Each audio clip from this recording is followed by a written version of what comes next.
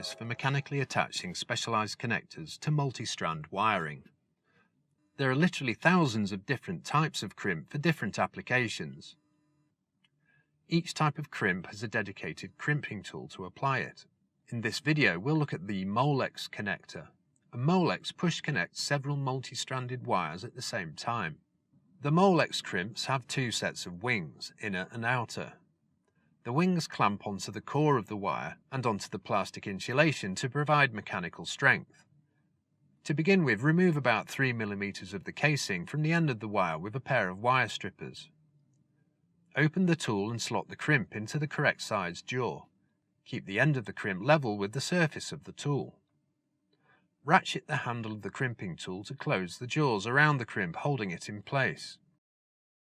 Insert the stripped wire end until the plastic insulation is inside the outer wings of the crimp. Apply pressure to the crimping tool to crush the wings onto the wire.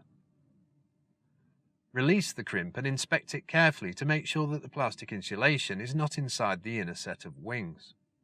If the plastic insulation is inside the inner wings, this is a bad connection and it must be redone. If you examine the crimp carefully, you'll notice that at the top of the crimp there is a tiny spring.